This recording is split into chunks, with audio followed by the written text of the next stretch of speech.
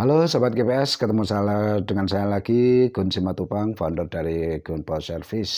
Semoga teman-teman cat lover dimanapun Anda berada, selalu dalam keadaan sehat, selalu dalam keadaan bahagia, tidak kurang satu apapun. Begitu juga dengan para anak bullnya, selalu sehat dan tidak merepotkan owner. Oke, di pertemuan kali ini, di konten kali ini saya akan berbagi tentang penipuan jual beli kucing secara online, ya. Kenapa? Supaya calon adopter tidak tertipu, ya. Calon adopter tidak kehilangan duit, tidak kehilangan uang secara sia-sia, percuma, gitu kan. Biasanya yang umum terjadi adalah adopter ini tergiur dengan harga yang murah, dengan kualitas kucing yang bagus, ya. Jadi saya tekankan lagi, tidak ada kucing murah bagus, itu tidak ada. Bisa dibilang nggak ada, kecuali Anda benar-benar kenal dengan pemilik kucing tersebut, ya. Kecuali itu. Jadi istilahnya ada, bisa dibilang itu istilahnya semi hibah. Nah, bagaimana supaya kita tidak mudah tertipu? Nah, jadi teman-teman di sini khususnya para adopter yang masih baru pertama kali beli online, ya. Mungkin ini juga bisa berlaku di jual beli apapun, ya, yang secara online. Tetapi saya di sini akan membicarakan khususnya tentang kucing, ya, tentang kucing. Oke, untuk mengetahui bagaimana untuk mengetahui apakah ini penipuan atau bukan, itu ada beberapa step yang harus kita pahami, ya. Yang pertama adalah profil si penjual, ya. Jadi pada umumnya, kebanyakan, ya, nggak semuanya, ya. Pada umumnya penipu itu postingannya akan di private, ya. Biasanya itu akan di private. Jadi tidak semua teman bisa melihat, tidak semua pengguna Facebook melihat postingannya. Itu yang pertama. Biasanya di private, ya, biasanya. Itu yang pertama. Kemudian yang kedua, jumlah teman. Jumlah teman yang normal itu umumnya antara 300 sampai 700 lah. Normalnya, ya. Normalnya pertemanan. Mentok-mentok di 1000 teman. Nah, di atas 1000, ini kita juga perlu sedikit curiga. Curiga boleh loh, ya, tapi kita tidak menuduh, ya. Kita tidak menuduh. Jadi 1000, di atas 1000 boleh, di bawah 300 pun juga boleh. Tetapi juga perlu kita ingat wajib curiga, ya. Wajib curiga. Itu dari jumlah pertemanan. Nah, dari teman yang ada itu, kita juga harus tahu, kita lihat, adakah teman yang sama, ya, adakah teman yang sama, dalam artian begini, dia kan penjual kucing tuh, ya kan. Nah, dia penjual kucing. Sebagai penjual kucing, tentu dan sudah pasti akan ada teman yang sehobi, ya. Ada teman yang sehobi. Jadi kalau seperti saya, misalkan saya sebagai breeder ataupun sebagai penjual kucing, saya pasti akan punya beberapa teman yang bergerak di bidang perkucingan juga. Itu udah pasti, gitu. Nah, kalau tidak memiliki teman di bidang yang sama, ini juga wajib curiga. Wajib curiga. Kenapa? Ya karena sebagai pedagang ataupun breeder, nggak mungkin juga dia akan berdiri secara tunggal. Nggak mungkin dia berdiri secara tunggal. Dia pasti akan butuh teman yang lain untuk sharing.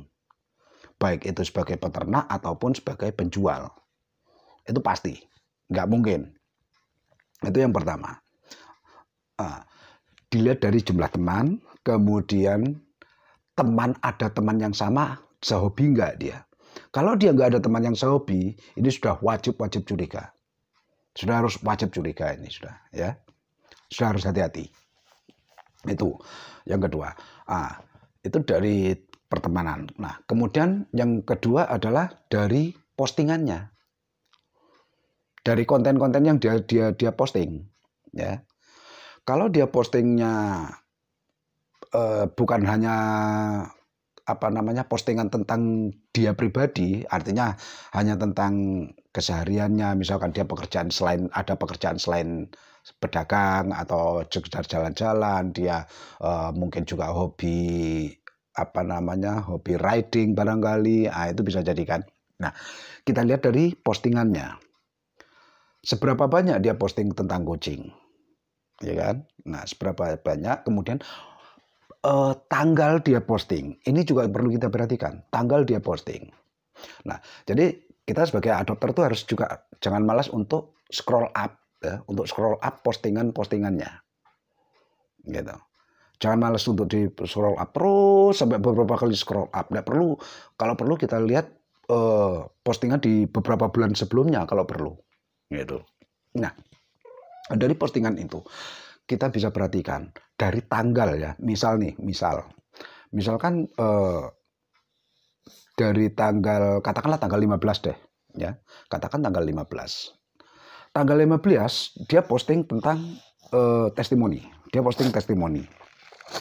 Nah, biasanya akun penipu memang yang diposting itu hanya testimoni melulu. Biasanya itu hanya testimoni melulu biasanya. Jadi misal nih, tanggal 15 dia posting testimoni, kemudian tanggal 16, tanggal 17, terus nyaris tidak ada tidak ada hari yang terlewatkan. Dalam 1 minggu bahkan 2 minggu itu tidak ada hari yang terlewatkan untuk posting testimoni melulu. Testimoni terus. Tanggal 15 posting kucing A sudah teradopsi oleh si A, si B, si C, dan seterusnya. Kemudian tanggal 16 nanti posting laku ke kota A. Tanggal 17 meluncur ke kota B. Tanggal 18 alhamdulillah sudah teradopsi kakak B, C, dan seterusnya. Terus seperti itu. Itu dalam waktu biasanya 1 minggu sampai 2 minggu.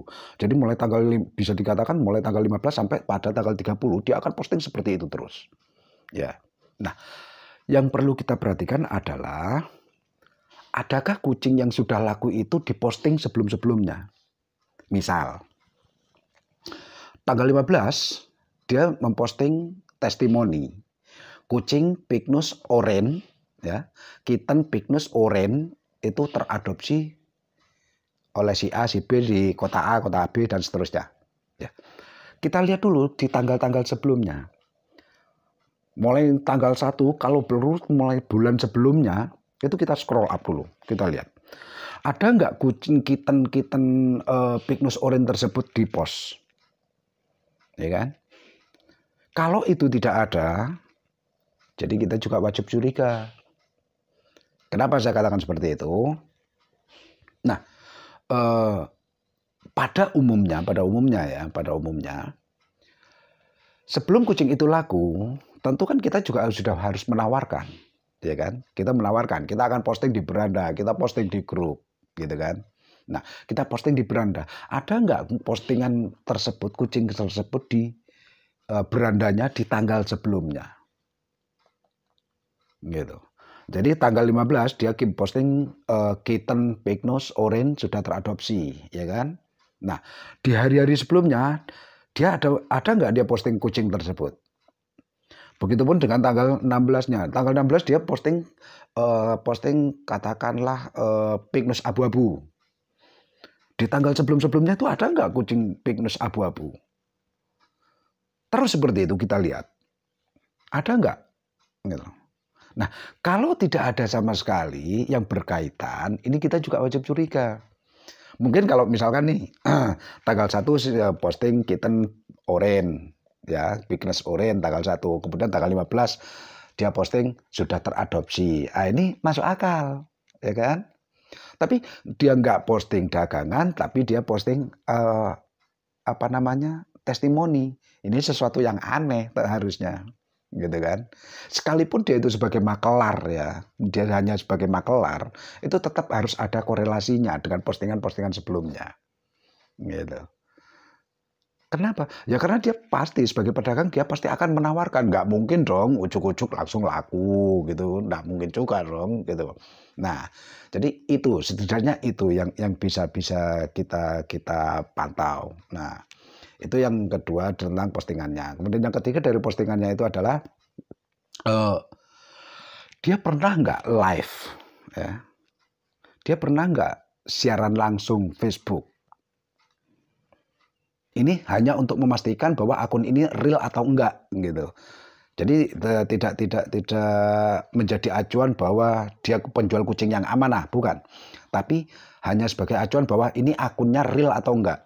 Tapi kalau dia sudah pernah live, ya, dia pernah live itu bisa dipastikan 90% akun real, akunnya real. Itu kalau dia sudah pernah live. Nah, untuk memastikan dia amanah atau tidak, ini saya tidak bisa menjamin ya, tidak bisa menjamin. Tetapi jalan yang jalan-jalan paling jelas adalah untuk mempertanyakan di satu grup, ya, di satu grup. Nah, sebelum kita bertanya pada satu grup, tentu kita juga sudah harus bisa menilai apakah orang ini amanah atau tidak, gitu. Amanahnya bagaimana kita menentukan amanah atau tidak? Nah, ya itu tadi caranya adalah kita melihat dari sisi jumlah teman, kemudian postingan yang dia upload, kemudian apalagi ya, sesuatu yang berkaitan dengan apa yang dia geluti sebagai pedagang gitu. Baik itu pengiriman ataupun apalah sesuatu yang berkaitan harusnya. Jadi bukan hanya sekedar testimoni saja. Kalau cuma sekedar testimoni, ini banyak gitu kan. Bisa ambil dari akun orang lain juga bisa gitu.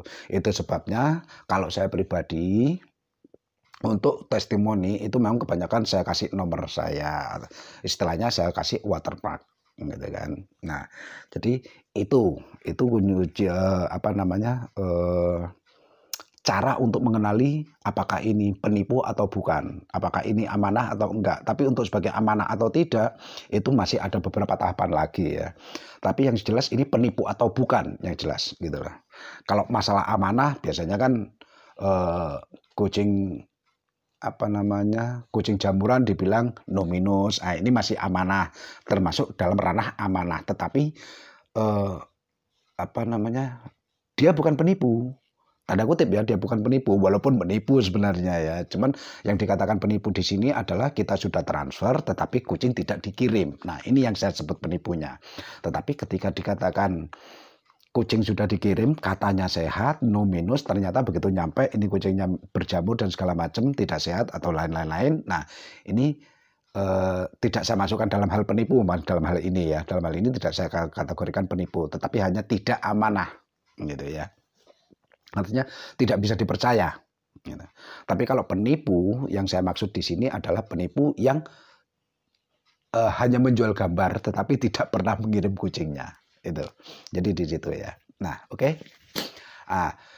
Kemudian ketika kita sudah merasa penjual tersebut itu bukan penipu ya, kita sudah menyimpulkan, oh bukan, ini bukan penipu, ini memang beneran pedagang kucing gitu kan. Nah, langkah berikutnya adalah kita gunakan Rekber. Rekber itu apa? Rekber itu adalah rekening bersama, singkatan dari rekening bersama.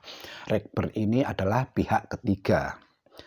Nah, pihak ketiga, bagaimana sistem atau cara kerjanya si Rekber, mungkin kita akan bicara di lain kesempatan ya. Yang jelas, Rekber ini adalah pihak ketiga yang yang berfungsi sebagai penengah atau jembatan di antara keduanya. Ya, di antara keduanya. Nah, Rekber ini juga kita harus wajib hati-hati karena ada Rekber yang abal-abal. Nah, biasanya Rekber abal-abal ini pun juga tidak jauh-jauh dari si penipu itu tadi. Bisa jadi temannya atau komplotannya, bisa juga satu orang yang sama hanya menggunakan nomor yang berbeda ataupun handphone yang berbeda. Ya, itu penggunaan Rekber. Nah, untuk Rekber sendiri nanti kita akan bahas yang di lain waktu ya, di lain kesempatan.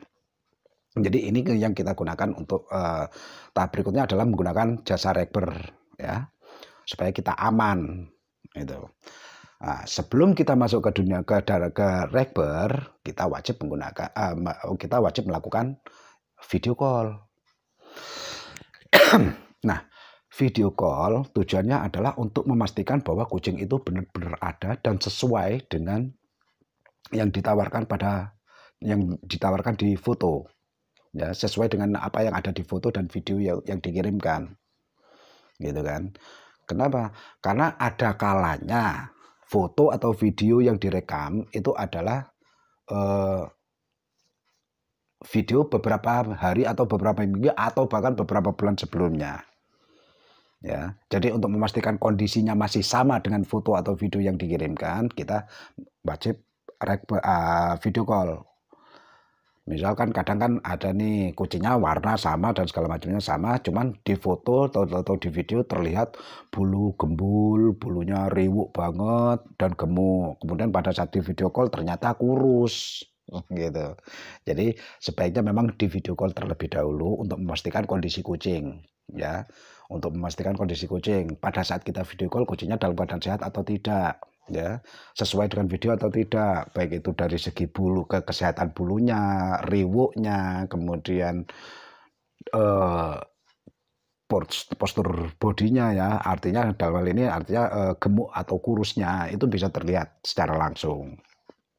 Nah, kemudian pada saat video call kita juga punya kesempatan untuk bertanya lebih banyak tentang kesehatannya, karakter dan lain-lain dan lain-lainnya. Nah, itu fungsi video call. Nah, kemudian yang perlu diperhatikan adalah pada saat video call, ya, pada saat video call, usahakan Anda yang melakukan video call pertama, bukan penjual, ya.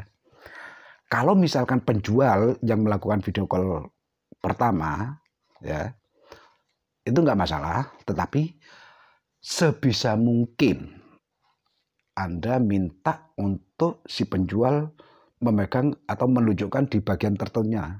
Misal nih, kita video call ya. Misal kita video call, kita minta supaya penjual itu, coba Mas, Mbak, ini saya ingin lihat bagian perutnya, atau saya ingin lihat bagian dadanya, bulunya ada noda atau enggak, ada stainnya atau enggak. Misalkan seperti itu. Saya ingin lihat bulunya di bagian perut, ada gimbal atau enggak, gitu. Ya. Nah, kemudian bisa juga dicoba Mas, dipegang perutnya, dia marah atau enggak, gitu. Itu juga berkaitan dengan karakter kucing. Karena ada beberapa kucing yang enggak suka dipegang bagian ekornya, enggak suka dipegang bagian kaki, perut, dan bagian-bagian tertentunya. Jadi itu yang kita memastikan. Jadi tujuannya untuk memastikan bahwa kucing itu memang benar-benar ada. Kenapa? Nah, sorry, ada bulu nempel. Nah, jadi supaya kenapa kita memastikan seperti itu? Karena saya pernah kejadian itu, pernah saya ngalami. Itu ketika saya melakukan video call, saya coba untuk video call si penjual, saya ditolak. Saya video call lagi, ditolak lagi dengan alasan saya masih di luar atau masih di jalan. Ya, apapun alasannya itu. Nah, kemudian si penjual melakukan video call kepada saya. Ya, melakukan panggilan terhadap saya. Akhirnya saya terima. Jadi yang di video call yang saya lihat itu bukan kucing yang sebenarnya, tetapi adalah video dari HP lain. Ya. Jadi ini handphone, dia melakukan, si penjual ngepasen dulu dengan frame layar. Jadi dia melakukan video call supaya pas dulu dengan layar, gitu kan.